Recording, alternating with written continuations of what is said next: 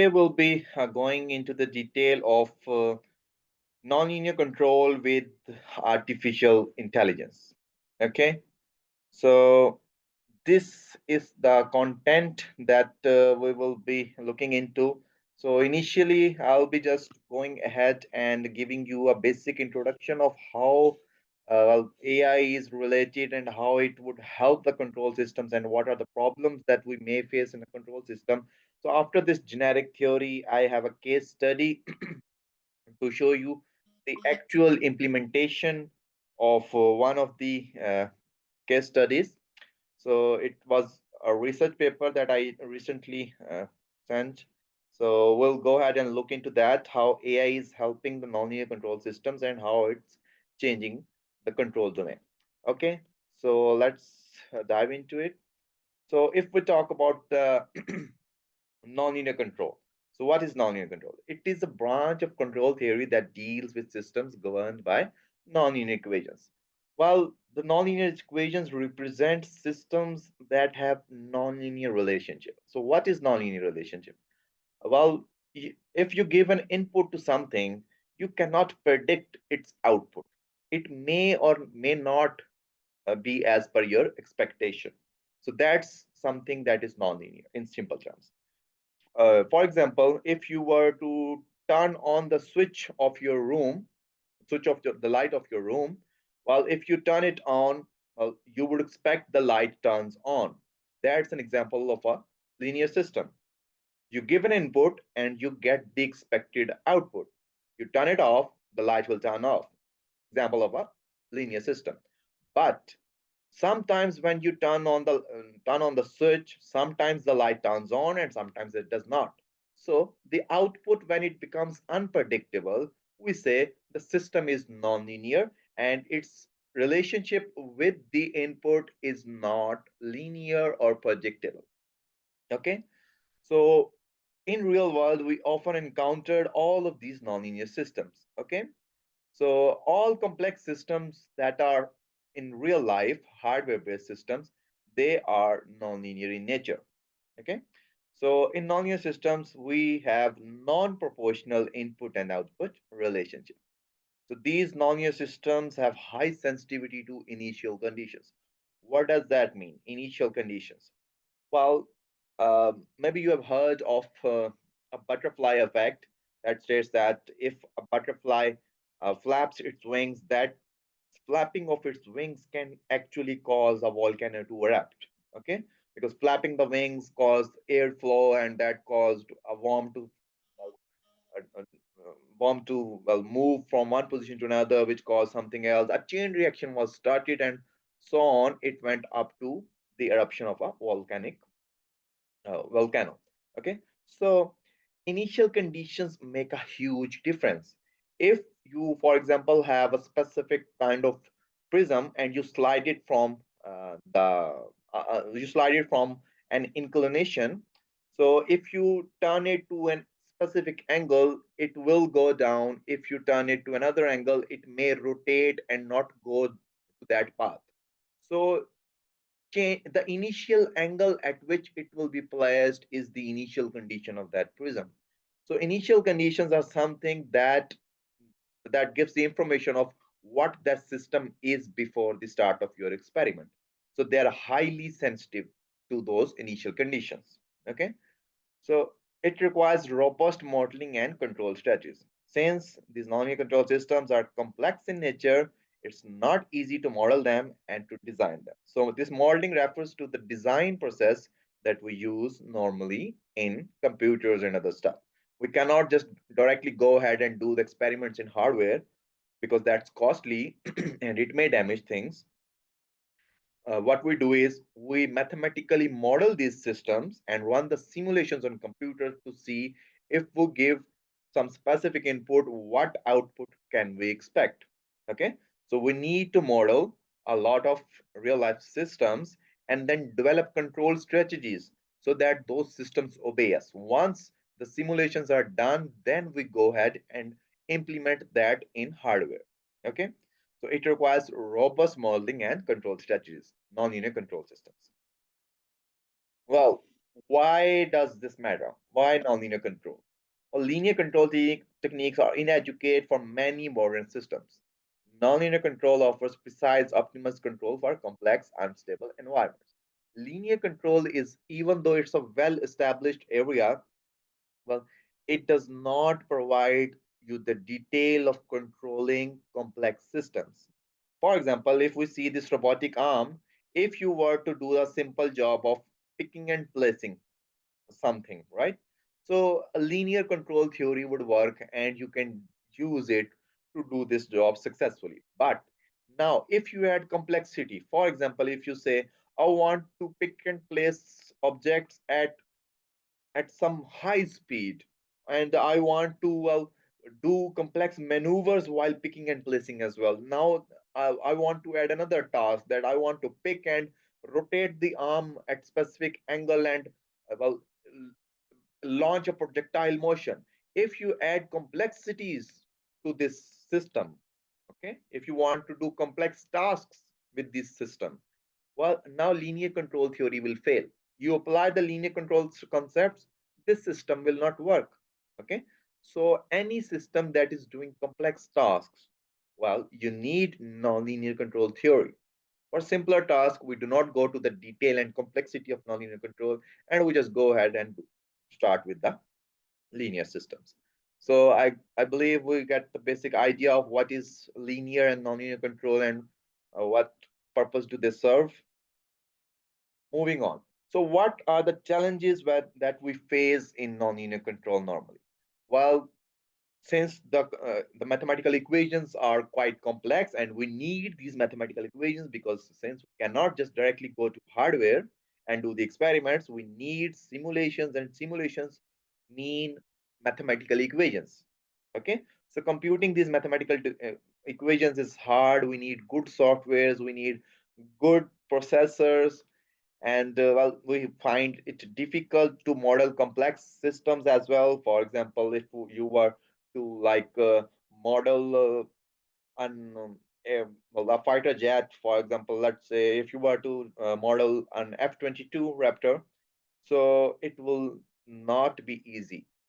You will have hundreds of equations that will represent each individual model with high complexity, and you would really need some good maths. Okay, so again, if you do not consider all parts, you may miss some realistic operations, and your simulation results might not be very accurate. Okay, so we have to consider all possibilities while modeling these systems, and that makes it quite complex. So we have limited adaptability to changing environments. Well, we can model something, but well, I modeled the robotic arm and it worked really great. But I took it to a desert, and there the temperature was like 50 to 60 degrees. So that high temperature changed the dynamics of this robotic arm that I did not consider. So the environment may change, and you did not consider the change of environment, and then you may have problem in controlling the system because initially you did not consider that the environment could change in your equations. Since you didn't consider it, well, we have limited adaptability to changing to cater for the changes in the environment. So these are some of the challenges that we may face in uh, nonlinear control. Well, what can we expect from artificial intelligence? Well, artificial intelligence can learn from data. We all know that probably, right? So it can learn from data, and it can adapt to real time conditions, and it can enhance decision making capabilities. Well, we were having problems in adaptability to changing environments, and here we see that it can adapt to real time conditions, and give it can have better decisions comparatively. But for these two to happen, what it needs is it needs some data. Okay, so the idea is that we design a complex system using this nonlinear control, and then we generate some data from that nonlinear control theory. Okay, even though it is complex.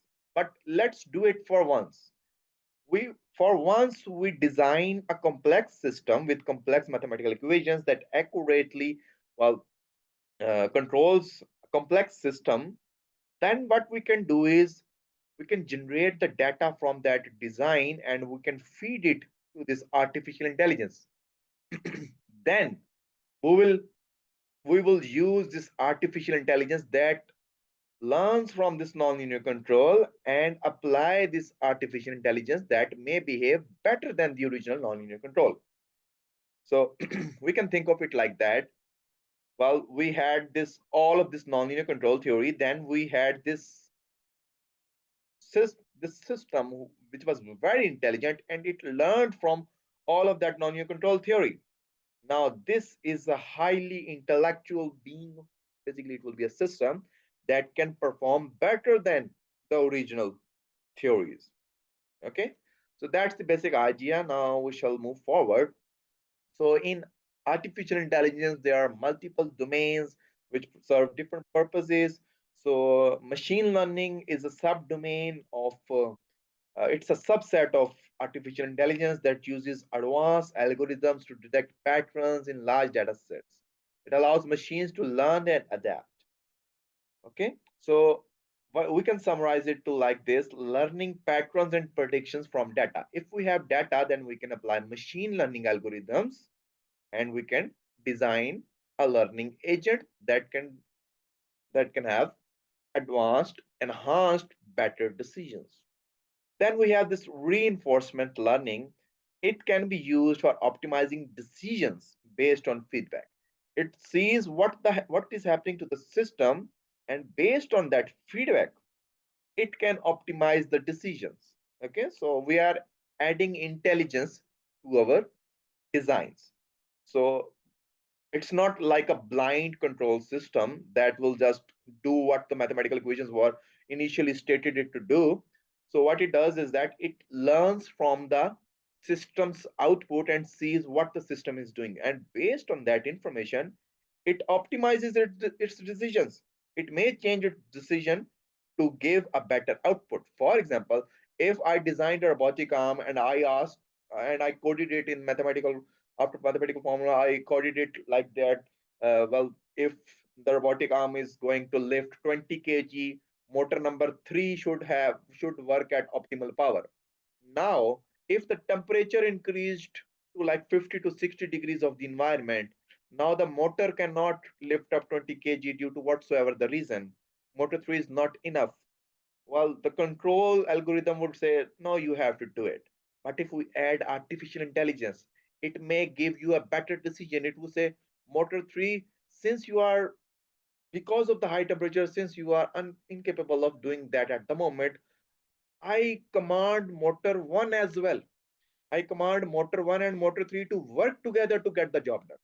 So, based on the system's performance and what is happening at the moment, well, reinforcement learning can optimize some decisions. And similarly, we have this neural networks as part of artificial intelligence and a lot more. Neural networks is an algorithm that simulates brain-like adaptability for control. Then in machine learning, we have this deep learning, and in this deep learning, we have this generative AI, and there are a lot of algorithms and a lot of different things in artificial intelligence. So, in summary, this artificial intelligence is something that we are trying to mimic a human brain. Okay, so everything that a human can learn, we are trying to get it done using machines, using processors, using computers, and better. Okay, since humans cannot process so much information so fast, well, the machines can. So what we are trying to do is develop algorithms based on human intelligence and use the machines to get a better job than a human being. Okay, so how is it relevance to control? So real-time learning and adaptation. Well, it can learn at real times and adapt accordingly and decide what to do next. Simplification of complex models.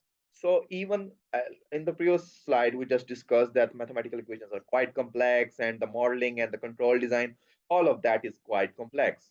So what it can do is we can generate some data, and data is very simple, right? And from those mathematical complex equations from the nonlinear control design theory, we can get some data and use that data to train some artificial intelligence agent. And that would simplify the overall complexity of the model, because whatever that nonlinear control theory was doing, this artificial intelligence, after learning it from that, it can do it better, right? So increased resilience to uncertainties, since it can do better decisions based on the system's performance, and it has learned everything from that nonlinear control theory about the system. It has better decisions to any uncertainties that may occur. Okay, so if we talk about the advantages of a artificial intelligence driven nonlinear control, while it handles uncertainty and disturbances effectively, that makes the system more robust. It learns and adjusts in real time, like we just previously discussed, that based on the system's behavior and the changes around it, it will change its decision to get the job done optimally, right? So it has adaptability powers, which in the original nonlinear control theory we may not have. Efficiency simplifies controller design for complex systems. So we'll see about this point in the case study that we will see today. So it simplifies the highly complex control algorithm that was initiated from that nonlinear control theory. And since the system was complex, the control algorithm was quite complex, and all of that complexity required a lot of processing power, and it took some time to make those decisions, and the decisions were again limited. So if we merge AI with nonlinear control, we simplify all of that, applicable across diverse industries and systems. So the nonlinear control theory and the control algorithms, well, if you merge them, the methodology for its working, it can be used in a lot of various industries and systems. So it's quite scalable. So the challenges and limitations that we may face while doing that is that, well, we need the data for the artificial intelligence to learn from something. So high quality, extensive data sets needed for training. So we need good data so that the artificial intelligence has learned something that is correct in the first place.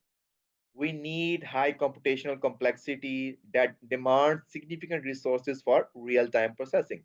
Since we are going to uh, learn from the nonlinear control, the artificial intelligence, the AI is going to learn from the nonlinear control theory, and the nonlinear control theory is quite complex, and it requires a lot of processing power because of the nonlinearities and the highly complex mathematical equations. Well, we need some good resources. So, and then we have difficulty in understanding AI decision making process. Since these algorithms are these days so advanced, so we may need to consider some, we need to consider the complexity of the artificial intelligence decision making process. You need to consider it, otherwise you may lose the control. Well, you designed nonlinear control theory, which will always obey you, and then what you did was you produced some data from that nonlinear control theory, and you made an artificial intelligence AI algorithm that learned from that data, which states that it is learning from that nonlinear control theory. The nonlinear control theory was obeying you, but if you do not consider all parameters of this AI algorithm, it may not obey you, because since it has its own intelligence, the control algorithms do not have their own intelligence. You define each thing that should happen in control algorithms. But AI has its own intelligence. You told it, learn from it and do everything that it was doing and better. It did all that, but it may do something extra. There may come a condition when it may not obey you. So you have to understand the whole concept of this algorithm of this AI algorithm that you will be implementing. Okay, so that becomes a bit complex. So risk of overfitting and underperformance in unseen scenarios. So if there are some scenarios that were not in the original control algorithm in the first place, well, we may not get a very good result using even AI. Okay, so we may get sometimes this reliability issues. So this is a case study. Okay. So here a deep and reinforcement learning based advanced nonlinear control was used to control the attitude of a UAV system. So, well, we have maybe probably you have heard of this sliding mode control algorithm that is a that we use in nonlinear control to control some nonlinear systems. Well, there was an advanced form of this sliding mode control. That was this conditioned adaptive barrier function sliding mode control. Okay. So this advanced form of sliding mode control gave brilliant performance in simulation, right? So it was so good and it was controlling the system so well and everything was great. But once we thought of implementing it in real life, okay, so when we thought of implementing it in real life, what we observed was, well, this CapFit SMC, this advanced form, it took it was taking 2.21 seconds in simulation. So we did the experiment in hardware and it was almost double the time. So this advanced algorithm had so many complex mathematical equations that it took a lot of time for its next decision to come. Okay, so I implemented this in a quadcopter in a drone system, and the drone every time it took off, well, it came back to and it fell. Okay, why? Because the time for the next decision was too much, and while while the mathematical equations were being computed, the drone already crashed. So we had this algorithm that was so good, but it the decisions that it needed to make, it took so much time to compute those decisions that our system crashed, and it was kind of like useless at the moment. So what we did was we generated some data from of this algorithm. That data represented if that data represents the control algorithm itself. Okay. So using that data, we use this advanced technique of AI, the bidirectional long short-term memory, the BILSTM. Okay. And then we use this BILSTM to learn from this control algorithm. And then we skipped this control algorithm. When we skipped this control algorithm, we skipped all of this high computational time. So now what we were doing was that we were using this by LSTM that performed equal to and better than the original algorithm. And it was taking so much less time. Why? Because now the computational power that this algorithm requires was less than the original complexity. So in simple terms, we had something very complex. We mimicked it and we replicated it using artificial intelligence, which was less complex, and it learned, and it was really great, and it it gave really good performance. So to put it more simply, it's like that.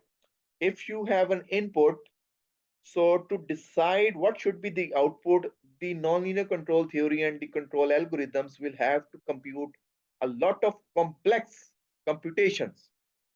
Okay, it will have to compute a lot of complex computations to give you the output. What this AI algorithm was doing was it learned from the data. It learned like this. If the input is 1, the output should be 3. If the input is 7, the output should be 7.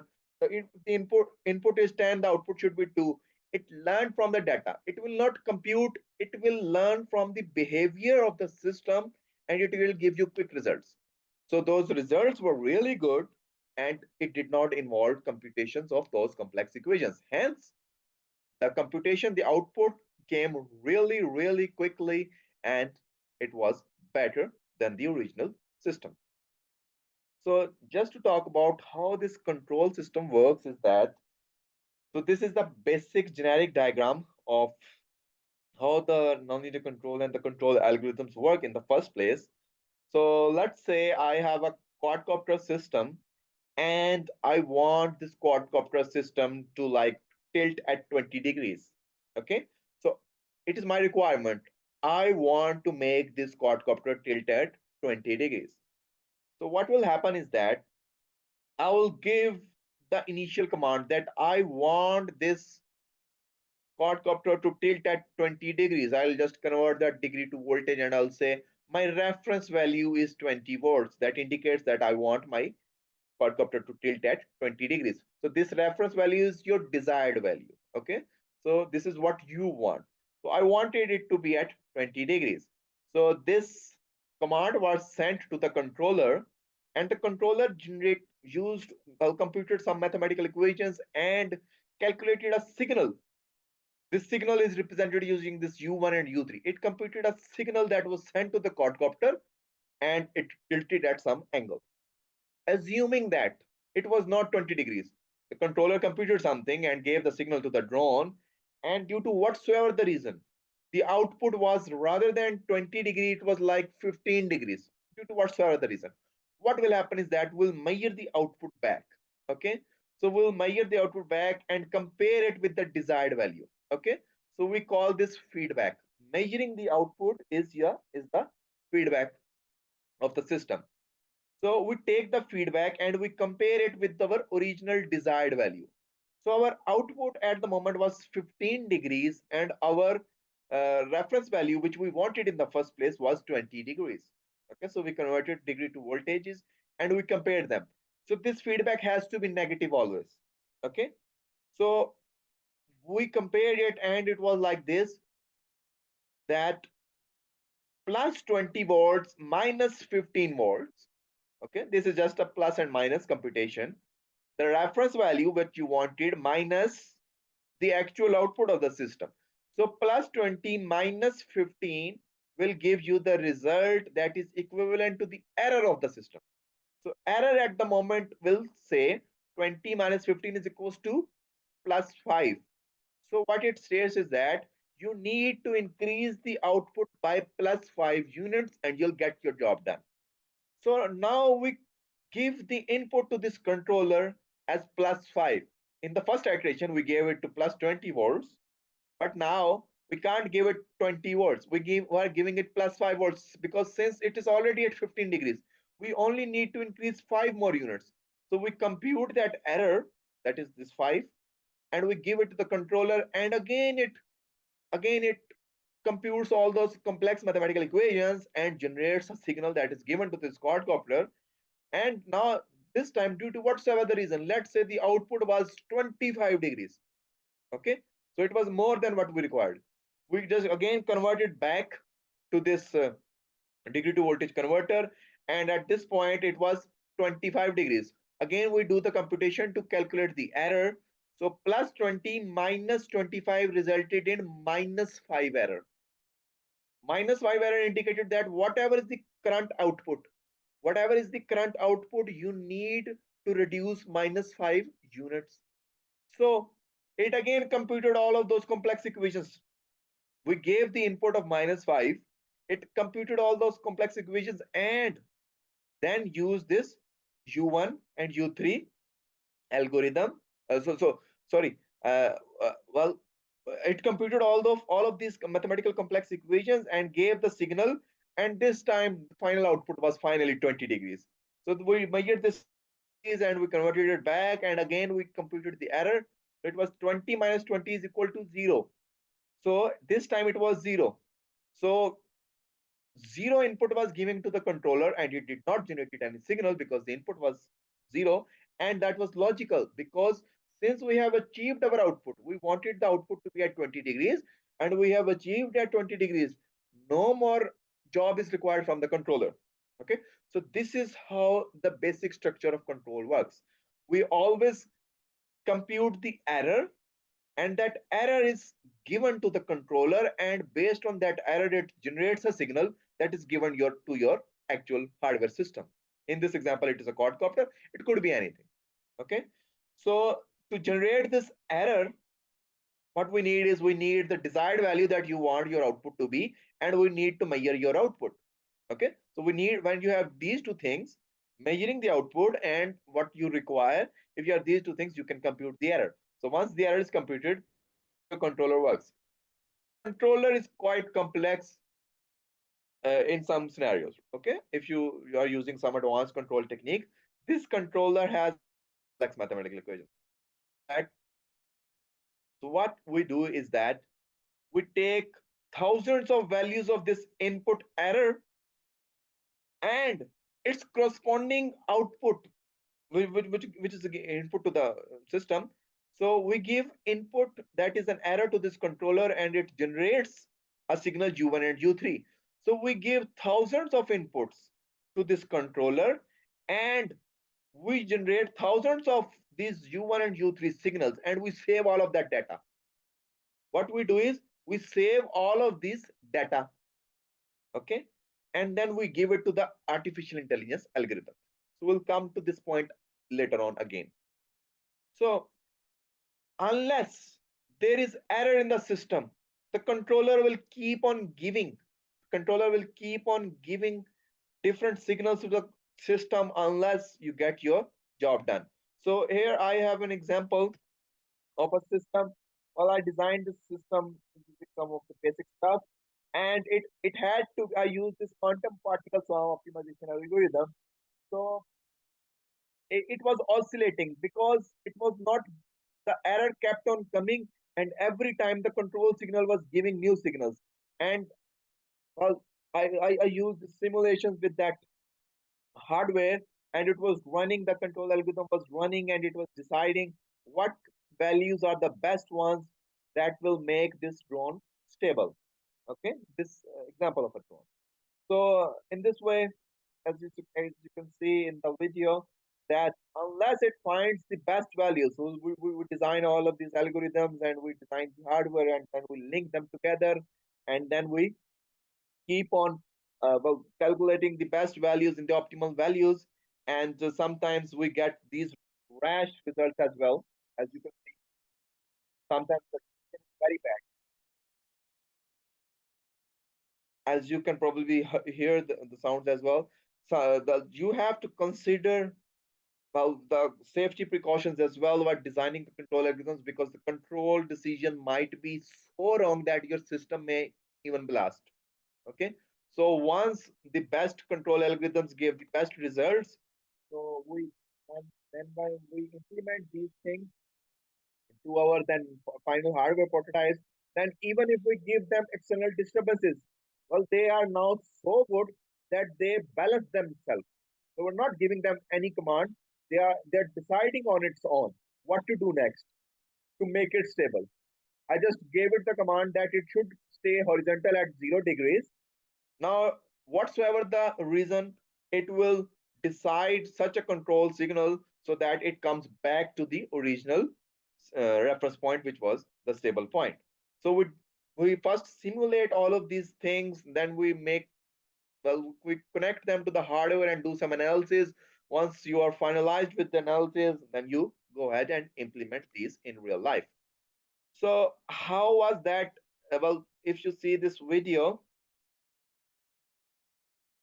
okay, so how was this working? Well, we saw that we need to measure an output of the signal, and we need to know this reference value. And this reference value is very easy to remember. How? Because you are the one who is going to define it. So you define what you want. That information is already here. Then we need some sensor to measure the output. How would you measure what angle is at the quad? How would you measure at what angle is the quadcopter at the moment? You need a sensor to measure that. So for example, here we have a MEM sensor, which is used to measure the angle of anything. So we mount this sensor on a quadcopter system. Okay, so this MEMS is micro electromechanical system. So this has small sensors on it. So it tells you at which degree it is inclined at. So if you put horizontally at this quadcopter and the quadcopter itself is horizontal, you would get X, Y, and Z and their rotational. Well, it has also a gyroscope and in the accelerometer. So if we concentrate on these three or only X, Y, Z axis, it will give you 0, 0, 0 reading because the quadcopter is horizontally placed. But if we inclined it at 20 degrees, so what will happen is that the MEMS sensor will read x-axis is still at 0 degrees. Only one axis has changed, that is 20 degrees. So we measure the output by measuring the reading of this sensor that was mounted on this drone, and we use this reading and we feed it back to the controller, and we compare it with the reference value. We convert it to the voltage and we compare it, and then this degree to voltage converter, this is done by this MEMS sensor that we can place, and we compare it with the reference value, and that generates this error. So we do thousands of these inputs and outputs, and we save the data of this error and these input signals u1 and u3. Why do we save this? Because we need to replace this controller with some AI algorithm. How do we how we do that is this: we save, if the input to this controller was this, the output u1 and u3 of this controller was that. If the input was this, it was that. It was this, it was that. We save thousands of readings and millions of readings like that. So that's the data that I was initially talking about, that you need data from the algorithm. So for example, if the error was 10 degrees, okay, if it was 10 units, well, a lot of mathematical equations were computed and they gave the final result that u1 should be 5, u3 should be 3, u1 should be 5 and u3 should be 3. So we save the data. If input is 10, output u1 is 5 and u3 is 3. Next time, if the input was 2, let's say the error was 2, and all of those complex mathematical equations computed again, and they said u1 should be 1 and u3 should be 0.5. What we saved the data was this: input 2, output 1 and 0.5. So we are skipping this complex mathematical equation computation and we are saving all of that data. What's the input? What's the output? What's the input? What's the output? The AI algorithm will generate such a relation between the input and output that every time you give it any input, it will give you the same output without computing those complex mathematical equations. So that's how we skip this complex equations and you can use this AI algorithms that will behave the same as this controller in the first place. Okay, so this will reduce the overall complexity. So that's how we merge AI with nonlinear controls, and we can apply it to any systems. Okay, then what more we can do is, rather than giving this reference signal with your hand, what we can do is we can put cameras and we can apply AI algorithms there as well, and we can give intelligent reference signals. The control theory will work the same way. All you need to do is give this reference signal in an intelligent way, and AI algorithms can be used to give this reference signal as well. For example, if I put a camera, rather than stating that I want my quadcopter to tilt at 20 degrees, I can say I want my quadcopter to follow that human being, right? It's a reference value, it's a desired value. You tell what you want your system to be doing. So rather than stating I want it to be at tilted at 20 degrees, I can say that it should follow that human being. So how can I do that? Well, I put a camera on the drone and I used some AI algorithm to detect that human being. And after detecting that human being, the algorithm calculated what is the position of the drone and what is the position of that human being and how far is the distance. And then it calculated the reference value. The AI algorithm stated that while the person is 10 meters away and it's on the east side, so the quadcopter should tilt at 10 degrees for 5 seconds, so it will move and go towards that person. Okay, so we are going, well, we can use AI algorithms to generate this reference signal that makes the overall system intelligent, because stating that it should be at 20 degrees and making it go to 20 degrees is something that is very simple. But if a drone is following something, it's an intelligent system. Here is an example of a drone that detected this human being and followed it and landed on its hand. So it's generating the reference signal based on its own. Okay. So this is a very, very small mini quadcopter system. As you can see, the size of his hand. So what they did was they put 2-3 grams of explosive material here, and this is how it works. It threw in the air, it detected a human being, and bam. Well, it targeted the forehead. So AI with control engineering, it is it, it has the capability to limitless work. Okay. So we needed this right hand side in the first place to develop a stable system. Once the system was stable, using that control theory, it was stable, then we used artificial intelligence to do tasks autonomously. It can do intelligent tasks like the one we just saw in the video.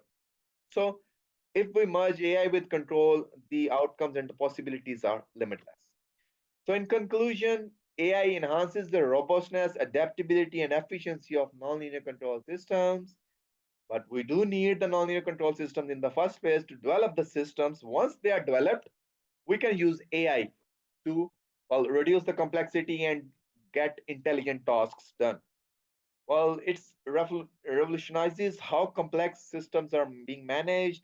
Integration of AI and nonlinear control unlocks unprecedented possibilities in technology and innovation. One of the examples was in the previous slide of this suicidal drone. Encourage exploration and implementation in various engineering domains. So that's it from my side. So if you have any questions, we can start that session now. Thank you very much, Dr. Abdullah Magiz, for a presentation that has proved to be very interesting. Of course, ladies and gentlemen, if you believe the concepts you just heard from our SME, overwhelmingly heavy, you are not alone. But Dr. McGee's has done the very best job possible to make assimilation easy, especially when right at this time we have the opportunity to ask questions about the details you just heard. And we're going to begin immediately with Faziana Narain. Uh, if your system is ready, Faziana, we are ready to hear from you. Go ahead, please. Yes. Good evening, everybody. Hi. Hello. Hello. Does the linear controller act as the null effect button? Sorry? Does the linear Does controller act the as a? non-linear controller act as the null effect button? That is, it act as a buffer to control. It does not Uh, let negative outcomes. I'm sorry, I'm not getting your question. You said the linear control I have acts written it. as a vector. I have written it on the chat box. Okay, okay. I'll Okay. just. She is actually referring to the null effect button. And what she actually is asking is whether the non-linear controller uh, acting exactly like what we know as the null effect.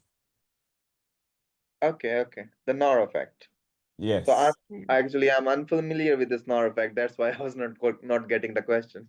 Yeah, Okay, okay. yeah, yeah. All right. I'm so sorry about that. And I No, no. apologize, Faziana. Uh, if you would please try I'm saying again, try to either rephrase the question or just look Yeah, at an you can extension. just put what is null effect in some simple terms, then I can answer Right, that. if you can summarize that using maybe another type of term so that our subject matter expert would better understand your point and address the question you're trying to bring up, please. Thank you for your cooperation with this matter, Faziana, but thank you very much for your question. Abdullah Chris, go ahead, please. We are with you at this time. Abdoulaye? Uh, no, the sound is not good at all. No, I'm so sorry, Abdoulaye. Your sound is not working at all. Please go ahead and write your question in the chat box. Your sound is no good, Abdoulaye, and I apologize. Going now to Sese Jules Haba. Hoping that your sound is better. Abdullah, your sound is not working. I apologize. Sese Jules, go ahead. Sese Jules, we're not getting. His mic is mute.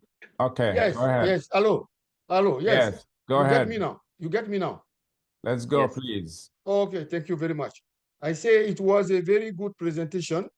Since I'm enrolled in a PhD AI major course academic program in AIU, So let's this go is to the my very question, please. Let's go to the my question, if you don't mind. my very concern. Okay, first question is how they call let me Not I first write down. question. That's one question at a time, please. Let's go. Yes, no, okay, I can combine together. What is generating? You know, when you present the schema, so the 5 degrees to additional 5 degree to put to add to 15 that you put on the to get the 20 degree at the input stage and to get 20 degrees at the output stage. What system can produce the 5 additional degrees to add now to All the right. 15 and All get the right. 20? All right. We get it. Thank you. Yeah, for Okay. Doctor. Yes. So I hope the slides are still visible. So, so it's not a system that will generate that extra 5 degrees. So what happens is that, let me just select the laser pointer. Okay, so what happens is that we initially gave 20 degrees and this controller generated a signal that was given to the system, which the controller thought in the first place would give you the output of 20 degrees. But due to whatsoever the reason, the output was not 20, it was 15 degrees. We gave it back to the controller via this error, and this time it it well, the controller had the information that it should increase whatever the current output is, it should increase it by 5 units. So this controller again generates extra signal that is given to the previous signal, so that the output goes from 15 degrees to that uh, 20 degrees. So it is the controller that will do this again and again. We don't need anything extra. It is the control algorithm. Thank you very much, Dr. McGee's. We are now moving to Ismail Adebola. Ismail, go ahead, please. Good morning, sir. Hi. Yeah, good morning, the presenter. Good morning, everyone. Yeah, my question is this. What are the implications of adopting artificial intelligence techniques for non-linear control in terms of performance and efficiency? Well, the aim of this presentation was such that, AI is going to, change the nonlinear control domain as well. Well, the control engineering domain. So, in control engineering, we can do remarkable things, but the complexity is too much. So, we can reduce that complexity using AI algorithms. So, merging these two fields together can give you really, really good results. Because if you can do remarkable things, but they are not possible in hardware because of the limitations of processing and the cost and all the other factors, there's no point in getting remarkable results in theory. AI is making it possible to implement it in hardware. So the merger is remarkable. Very well said. And Gilles Columbus, are you ready for your question? I see your hand up. Go ahead, please. Gilles? Yeah, thank you. I hope you are hearing me.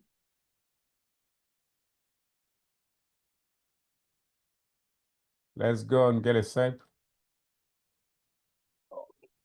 hope you are hearing me. Yes, you are audible. Hello. Yes, we are listening.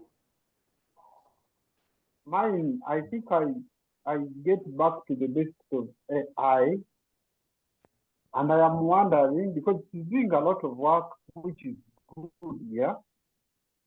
And of course, the origin of AI was man, and now that we are going to use AI, like we command it, we give it everything, yeah.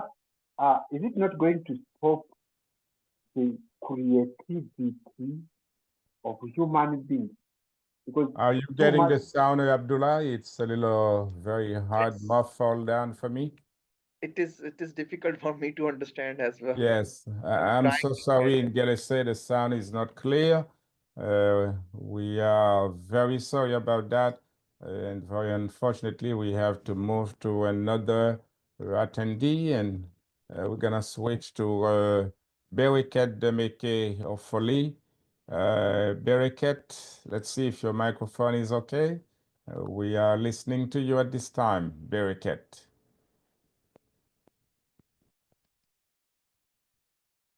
Beriket.